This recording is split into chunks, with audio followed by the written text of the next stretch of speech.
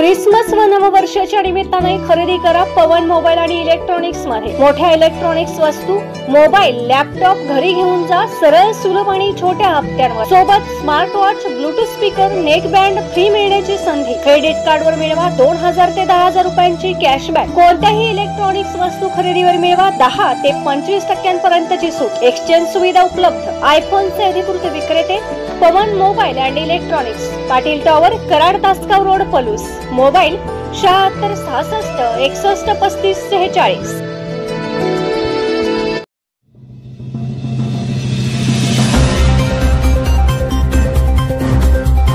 तब्बल 52 वर्षांनी एकत्र आले सवंगडी। प्रगती विद्या मंदिरच्या माजी विद्यार्थ्यांचा स्नेहमेळावा उत्साहात। आमळापूर येथील साधना शिक्षण संस्थेच्या प्रगती विद्या मंदिरच्या सन 1968 ते 1972 बॅच आज तब्बल 52 वर्षांनी पहिल्यांदाच एकत्र आली। आनंद, आश्चर्य आणि कौतुक अशा संमिश्र भावना सवंगड्यांच्या चेहऱ्यावर दिसत होत्या। विद्या मंदिरची सन 1968 इयत्ता 8वी ते 1972 इयत्ता 11वीच्या माजी विद्यार्थी स्नेहमेळावा सुतार फर्निचर आमळापूर येथे उत्साहात पार पडला। यावेळी माजी विद्यार्थ्यांच्या वतीने प्रथम तत्कालीन शिक्षकांच्या विषयीची कृतज्ञता व्यक्त करण्यात आली। यावेळी माजी विद्यार्थ्यांनी तत्कालीन गमती-जमती, सुखदुःख झालेल्या चुका, मिळालेले यश, मनात राहिलेले शल्य व्यक्त करत कार्यक्रमामध्ये रंगत आणली।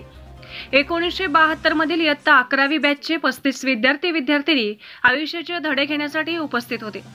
52 वर्षांनी एकमेकांना भेटणाऱ्या मित्रांच्या चेहऱ्यावर उत्सुकता, आनंद अशा संमिश्र भावना होत्या। या स्नेहमेळाव्याचे आयोजन आदम सुतार, अरविंद पाटील, विनायक शेजाळे, तानाजी शिंदे, अकबर नदाब, पोपट उगळे, जगन्नाथ गुरव, अर्जुन सूर्यवंशी, सुमन कदम यांनी केले। या स्नेहमेळाव्यास प्रमुख पाहुणे म्हणून कादंबरीकार विजय जाधव यांच्यासह कथाकार हिम्मत पाटील, प्राध्यापक डॉक्टर संपत पार्लेकर, संदीप नाझरी, मुख्याध्यापक सुहास निकम, माजी मुख्याध्यापक रवी नरसाई, उद्योजक निसार सुतार, असलम सुतार शिकलगार, इस्लामपूर मुनीर साहेब पिरजादे, अब्रार अहमद पिरजादे यांची प्रमुख उपस्थिती होती। यावेळी निधन पावलेल्या बॅचच्या 20 सहकाऱ्यांना श्रद्धांजली वाहण्यात आली। खरंच आहे की भैयांनी हे सांगितलंच नाही की त्यांचा आज वाढदिवस आहे। मी तर म्हणेन की आमची भेट अशी होत असते। माझं जगणं हे भैयांची देणगी आहे। माझं जगणं ही भैयांची देणगी आहे, कारण माझ्यामध्ये श्वास फुकण्याचं काम या माणसानं केलेलं आहे। मी या माणसाला सलाम करतो। एक प्रसंग होता 1 सप्टेंबर 2020,